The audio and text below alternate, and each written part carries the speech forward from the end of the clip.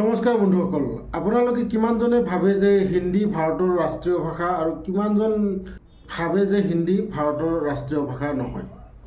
আৰু এই গোটেই আপোনালোকৰ যি কনফিউজন, এই কনফিউজনটো আজি এই ভিডিঅ'ৰ থ্ৰুৰে মই দূৰ কৰিম। প্ৰথমতে আহক শুনক এটা বেংগলোৰৰ এজন ইউটিউবাৰৰ কাহিনী। সেই ইউটিউবাৰজনে মুম্বাইত গৈ পেলাই মানুহক প্ৰশ্ন কৰিছিল যে বেংগলোৰৰ মাতৃভাষা কি।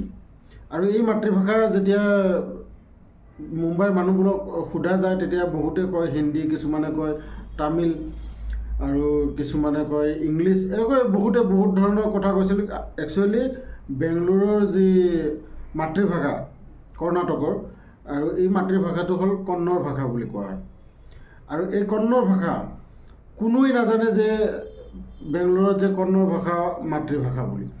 আৰু তেতিয়া এই ভিডিঅ'টো বহুত ভাইৰেল হৈ পৰিছিল, আৰু ভাইৰেল হোৱাৰ পিছত এই বেংগলোৰৰ মানুহবোৰে অলপ সচেতনতা হৈছিল যে আমাৰ ভাষাবোৰতো বিলুপ্তিৰ পথত গৈ আছে। আৰু সেইবাবে চৰকাৰে এটা ৰুলছ বনাই দিছিল যে চাইনবোৰ্ডবোৰত প্ৰায় 60% কন্নড় ভাষা থাকিবই লাগিব।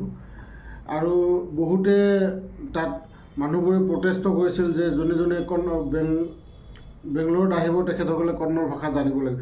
কিন্তু এনেকুৱা নহয়, ধৰক সংবিধানত এনেকুৱা কোনো ৰুলছ নাই। কিন্তু মানুহ যেতিয়া উত্তপ্ত পৰিস্থিতি হয় তেতিয়া বহুতে বহুত ধৰণৰ কিছুমান এনেকুৱা কথা কয়। আৰু যিবোৰ মানুহে প্ৰটেষ্ট কৰি আছিল তেখেতসকলৰ হাতত কিছুমান টেটু আছিল, যিবোৰ টেটু ইংলিছত লিখা আছিল। আৰু তেতিয়া সাংবাদিকে সুধিছিলোঁ যে আপুনি যে প্ৰটেষ্ট কৰি আছে তেতিয়াহ'লে আপুনি হাতত কন্নড় ভাষাৰে লিখিব লাগিছিল, কিন্তু আপুনি লিখিছে ইংলিছত কেলৈ। এনেকুৱা বহুত কিছুমান প্ৰশ্ন আহি পৰিছিল। আৰু বৰ্তমান তামিলনাডুত এনেকুৱা এটা পৰিস্থিতি হৈ পৰিছে য'ত মানে শিক্ষা বিভাগত নৰেন্দ্ৰ মোদী চৰকাৰে 2000 চনতে এটা নতুন নিয়ম স্কুলবোৰত দিছিল যে 3 লেংগুৱেজ পলিচি, মানে 3টা ভাষা ল'ৰাবোৰে শিকিব লাগিব। ইংলিছ মাতৃভাষা আৰু হিন্দী, নহ'লে অইন কিবা এটা, মুঠতে 3টা ভাষা শিকিবই লাগিব। কিন্তু তামিলনাডুত এনেকুৱা হৈছে যে এই 3টা ভাষাক এটা ৰাজনীতিক ৰূপ দিয়া হৈছে, যিটো ৰূপ আজি ভয়ংকৰ ৰূপ সৃষ্টি হ'বলৈ ধৰিছে। আৰু এই ভয়ংকৰ ৰূপ কেনেকৈ, ধৰক আজি ষ্টেলিনৰ যি আপোনাৰ কৰ্মকৰ্তাসকল আছে তেখেতসকলে গৈ কিছুমান ষ্টেচনত গৈ যিবোৰ হিন্দীৰে লিখা আছে সেই হিন্দীবোৰ মচি আছে। বহুত BSNL অফিচত গৈ পেলাই সেই BSNL যি চাইনবোৰ্ডত হিন্দীৰে লিখা আছিল সেই হিন্দীবোৰ মচি আছে। আৰু এনেকৈ এটা সময় আহি যাব, যদি এই হুলস্থুলবোৰ বন্ধ নহয় তেতিয়াহ'লে আমাৰ নৰ্থ ইষ্টৰ পৰা যিমান মানুহবোৰ আহিছে তেখেতসকলক সকলোৱে এই তামিলনাডুত হিন্দীৱালা বুলিয়ে কয়, বা বেংগলোৰতো হিন্দীৱালা বুলিয়ে কয়। গতিকে এই হিন্দীৱালাবোৰৰ ওপৰত বেয়া প্ৰভাৱ পৰিব আৰু হাই হুলস্থুল হোৱাৰ এটা চান্স আছে। আৰু এইটো হৈছে সেই স্কুলৰ যি পলিচি, সেই স্কুলৰ পলিচিৰ পৰা তামিলনাডুত এই হুলস্থুলখন হ'বলৈ আৰম্ভ কৰিছে।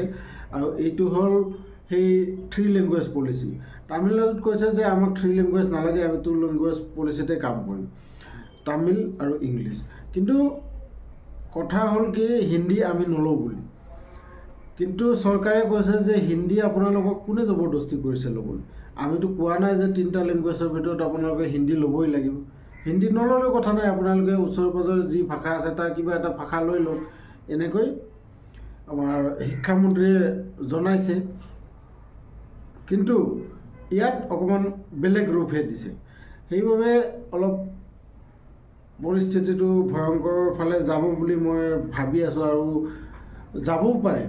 কাৰণ বহুবাৰ আগতেও এনেকুৱা কিছুমান ঘটনা হৈছে, যি ঘটনাৰ মানে ৰাজনীতিক কিছুমান ঘটনাবোৰে আমাৰ এই নৰ্থ ইষ্টৰ পৰা অহা বা বিহাৰ উৰিষ্যাৰ পৰা অহা যিবোৰ নিবনুৱাসকল, সেই নিবনুৱাসকলৰহে বেছি বিপদত পৰিবলগীয়া হৈছে। সেইবাবে এতিয়াও অতি সোনকালে এই সমস্যাবোৰ সমাধান কৰিব লাগে। আৰু যিবোৰ লোকে আমাৰ অসম ছাইডৰ বা বিহাৰ বা উৰিষ্যা এইবোৰ মানুহবোৰ যাতে সুৰক্ষাত থাকিব পাৰে।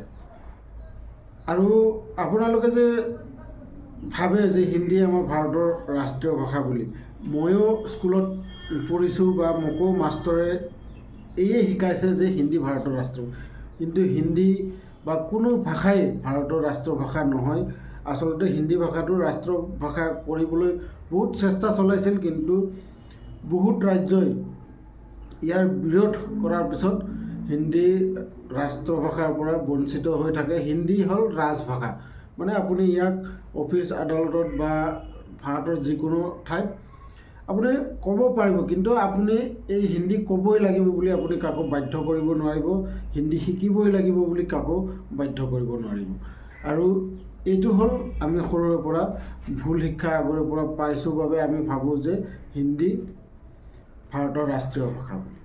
যিয়ে নহওক, ভিডিঅ'টো যদি চাই অকণমানো কিবা যদি আপোনালোকে অলপ জ্ঞান পাইছে, তেতিয়াহ'লে ভিডিঅ'টো লাইক কৰি দিব, আৰু লগতে যিসকলে মোৰ চেনেলটোত নতুনকৈ আহিছে চেনেলটো ছাবস্ক্ৰাইব কৰি ল'ব। তেতিয়ালৈকে ধন্যবাদ।